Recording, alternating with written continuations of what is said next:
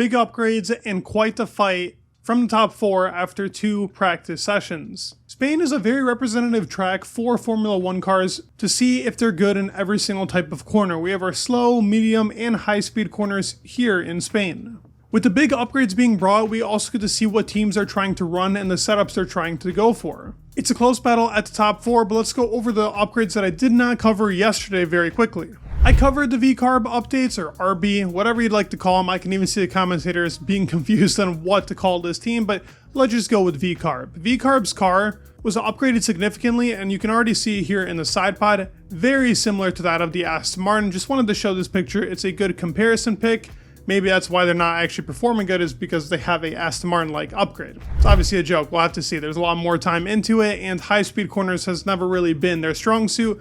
But they did say this upgrade was supposed to help them with the high speed, and that does not seem to be happening as of right now. But now looking at Red Bull, who brought a pretty big upgrade. It's not going to add a lot of performance, but for aerodynamic efficiency, this is very important for them to have. And they're very minor details, kind of like the little aerodynamic piece they added on the rear wing. This is along those lines. So looking at the side pod inlet, that top part has not changed, but the actual vertical inlet has changed, and you can see that it's smaller on the entry towards the bottom, but as you go towards the top, it's then widened out. This is to hopefully bring more air under the car into now a bigger undercut. If you look at the side pod, it's been pushed up more to give more space for that flow to go towards the rear part of their car, giving them a bigger undercut than it was on the previous spec of car, with the beginning inlet part being smaller and towards the middle of that side pod area. This is only a start of the package that should be coming also in Silverstone. There's still more upgrades from the team, but this is what they've revised for Barcelona, and we can see a little bit of problems that I do want to go into with this car as of right now. As for Ferrari, what I did not cover was the side pod was actually changed. It was very hard to tell on that Ferrari car that we had pictures of yesterday, but these comparison pics show it off perfectly. They now have a bigger undercut, and they have revised and changed that floor. They've obviously brought up the side pod just like Red Bull has, and as we can see with that side impact structure area, they've now extended that upwards to promote more outwash, also a better flow for that undercut when the air is traveling under that side pod. I talked about it yesterday, but just quickly to cover it, that Cobra aerodynamic piece that they have, it has been extended up to the halo, and that winglet on the halo is now just slightly revised to help with flow. They've been very flexible with this piece, and this will probably get changed as time goes on and on. And lastly, for Mercedes, they have brought something for the floor. This is at least what's being talked about, but they didn't have to put it in the upgrade documents because it was a weight-saving upgrade. Supposedly this floor helps on weight saving. It's the exact same floor we've been seeing, but maybe somewhere within the internal pieces of the floor, they were able to save weight with the electronics and how they move stuff around. That's not stuff we're able to see or go over, but it's worth noting that there were some weight-saving upgrades, at least from what Mercedes has been saying, but not visible pieces. We should see that in Silverstone. Let's go over FP2 now. We have Lewis at number 1, and we have a Logan down towards the bottom. If you're a Williams fan, I would honestly turn off the TV this week because they are very far behind, and I do not think this car is suited for this track at all with all the revisions they've made from their previous car. Even the last car in 2023 was pretty miserable here. But the top 4 are looking very close, and then you got Gasly, who somehow put himself into there. These times are still very far off what we should get. In both qualifying and the race, the temperature should be put down a lot more, the softs should perform better. And after Sector 1, a lot of teams weren't able to get that grip on the front of their car to bite down. We saw that with Max a lot. Aston had the same issue. Ferrari had that problem as well from Leclerc's side. Even Piastri was struggling a bit. It was a common occurrence between all 4 of the teams. Lewis was the only one that I saw driving in a style that almost perfectly suited the Catalunya track. If we go over the sectors in FP2 for each team, Sector 1 was dominated by Red Bull. This seemed to be their strongest part of the track, but then as soon as you go into Sector 2, Red Bull falls very far behind. I will go over this and I want to talk about it more because there is a reason as to why they are behind as of right now. McLaren was very strong here, and Mercedes was very strong here as well. Ferrari is not too far behind, but in Sector 3, Alpine was somehow the best team. This could be because of fresher tires in that Sector 3. I don't think this is necessarily representative. I think all of the top teams can still push a lot more than they did. It is still a very hot track, and as I said, qualifying and the race should be colder, and with less fuel, we'll see these teams be even faster.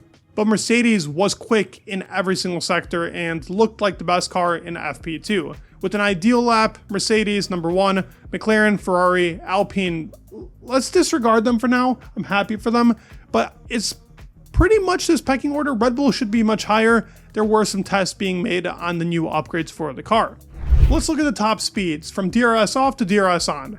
It's very close between Aston Martin, Sauber, VCarb, and Haas. Those seem to be the quickest teams when it comes to straight line speed. So VCarb has helped their straight line speed. That's been a big issue for them, but they were still really far behind and they didn't have that grip. A lot of these teams, these 4 teams that have the top end speed, did not have good grip going into sector 2, which is probably the most important sector for lap time in this track. Alpine was far behind and so was McLaren. Now looking at Red Bull, it's a 320 here, but I have seen on other lists and other graphs, which I will pull up, this is from F1 telemetry data, does an amazing job, but also F1 big data did top speeds as well, and as you can see right here, Verstappen had a 327 on his top speed. And I do think this is more representative looking at it. Perez was the one that had the 320. I do think Max had a faster top speed and was still able to keep the car in a good spot, but that might have only been taken from the ideal laps or the fastest lap that they had, because Max was improvising the setup a lot, and maybe this was something that he hit later on in the practice session. Looking at track dominance, this is the important part. We have Lewis, Sainz, and Norris, who were in the top 3 for FP2, not even a tenth between the 3 of them. The Ferrari car was super fast in a straight line. The faster out of these 3 ended up dominating that start-finish line. But then after the first turn, which Ferrari did really well, but the Mercedes was just able to pick up that grip and go on full throttle a lot quicker than the other 2, going into turns 3 and 4.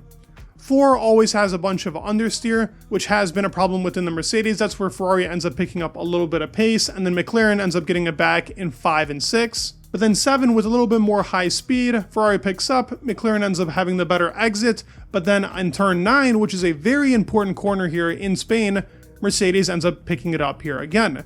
Throughout that whole sector 2, Mercedes is the strongest car in my opinion. Even with the graph showing differently, these margins are very small, and that is the most important part of the lap.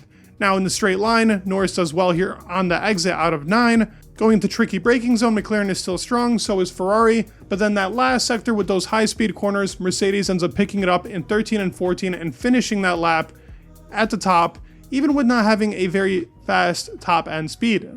The 3 teams are close, but what has been the difference maker? Looking at the onboards for the Mercedes, the best part about it is that it seems like it's set up perfectly for Catalonia. Out of all the teams, they were able to have the oversteer you need on a track that understeer is really bad on, and tire wear is very prominent on that front left. Having oversteer and being able to make the car turn matters a lot. Any understeer, like Max was struggling with, like turns 10 and 11 and 12, where the understeer can really screw you over if you don't have the car in the right window. Red Bull struggled with that. There were times that Leclerc was struggling with it. Piastri also couldn't get a great grip on it. But each team can still improvise that setup to make it perfect for qualifying and the race. But I will say this, Lewis looked like the most complete driver out there, and Mercedes seemed like the best team when it came to an overall lap around here. Last thing to cover, but take these with a grain of salt because it is FP2, but it is important still to note, so we have a little bit of data going into our race. Looking at the long runs on a track that's still very hot, it will be colder, and I think other teams will benefit off of this. Aston Martin, Mercedes being also another benefactor of this, but off of what we have right now, Verstappen seemed like the best car in the long run, and the McLaren was very good as well. Ferrari was pretty close there as well. Teams were splitting between the soft and the medium to see what was the more optimal tire to run for the race. Norris had very consistent lap times, which is a good thing. They seem to always kick up their tires somewhere in between that stint in the race. That's why they're able to catch Max.